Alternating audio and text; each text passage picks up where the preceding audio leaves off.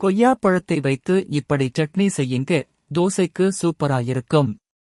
உங்கள் வீட்டில் கொய்யாப்பழம் உள்ளதா? அப்படியானால் அந்த கொய்யாப்பழத்தைக் கொண்டு சட்னி செய்யுங்கள். இந்த கொய்யாப்பழ சட்னி தோசை, இட்லியுடன் சாப்பிட அட்டகாசமாகவும் சற்று வித்தியாசமான ருசியுடனும் இருக்கும்.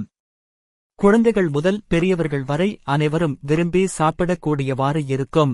உங்களுக்கு கொய்யாப்பழ சட்னி எப்படி செய்வதென்று தெரிந்து கொள்ள இது கொய்யாப்பழ சட்னி ரெசிபியின் செய்முறை. அதை செய்து சுவைத்து எப்படி இருந்தது என்று கமெண்டில் பகிருங்கள்.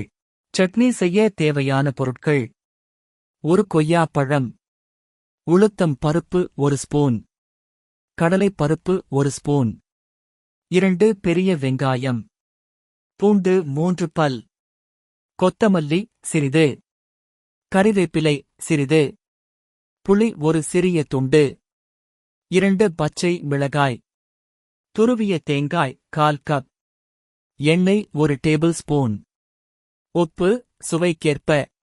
முதலில் ஒரு வாணலியை அடுப்பில் வைத்து அதில் எண்ணெய் ஊற்றி சூடானதும் உளுத்தம் பருப்பு, கடலை பருப்பு, பச்சை மிளகாய், கறிவேப்பிலை, பூண்டு சேர்த்து சிறிது நேரம் வதக்க வேண்டும்.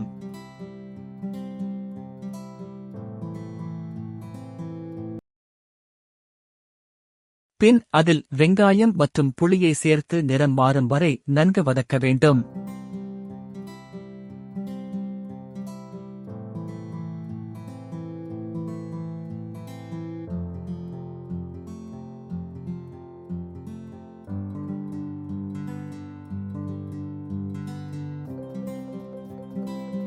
பின்பு அதில் கொய்யாப்பழம், கொத்தமல்லியை சேர்த்து சிறிது நேரம் வதக்க வேண்டும்.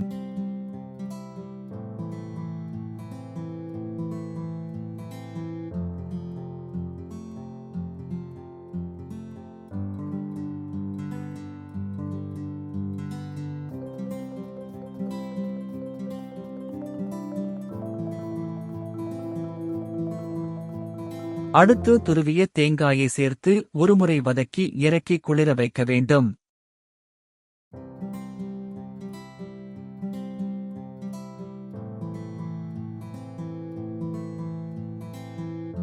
பிறகு மிக்சர் ஜாரில் வதக்கி வைத்துள்ள பொருட்களை போட்டு சுவைக்கேற்ப உப்பு சேர்த்து நன்கு மென்மையாக அரைத்து ஒரு கிண்ணத்தில் எடுத்துக் கொண்டால் சுவையான கொய்யாப்பழ சட்னி தயார்.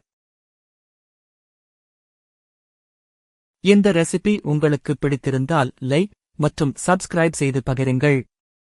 மேலும் இது போன்ற ரெசிபிகளுக்கு தொடர்ந்து இணைந்திருங்கள்.